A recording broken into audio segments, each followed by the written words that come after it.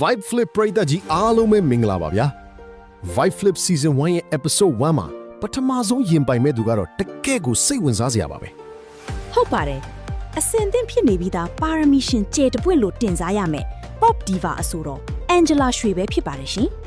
Vibe Flip ရဲ့စီမင်းထက်မှာအလှပဆုံးနဲ့အပြည့်စုံဆုံးသိမ့်ပိုက်မဲ့သူပါဒါပေမဲ့ပရိသတ်ကြီးသူမက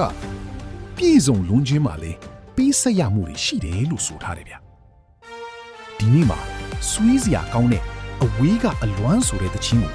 သူ့ရဲ့ pop သချင်းဟန်တွေကနေတဆင့်ဘလို့ခန်းစားချက်မျိုးပေါ်ပြသွားမလဲဆိုတာတကယ့်ကိုစောင့်ကြည့်စရာပါပဲဒါဆိုရင်အချိန်ဆွဲမနေတော့ပဲ Angela ရွှေရဲ့အမိုက်စားတင်ဆက်မှုကိုအခုပဲခန်းစားကြည့်လိုက်ရအောင်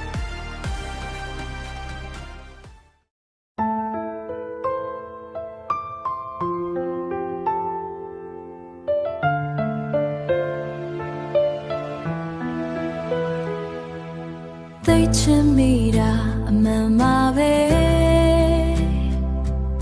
အနာကမခွာရနိုင်ခဲ့ပြီဆိုင်သူရှိရင်တောင်းပန်ပါတယ်မင်းကတော့ဒါတွေမသိနိုင်မီ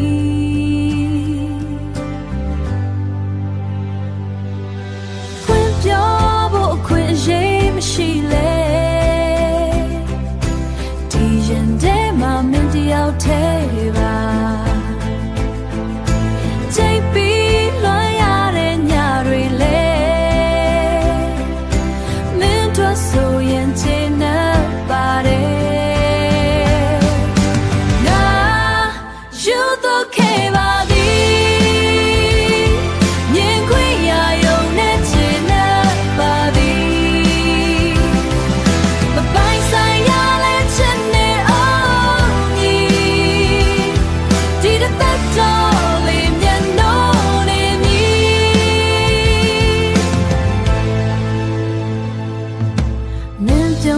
တဲ့အချိန်တိုင်းမှာ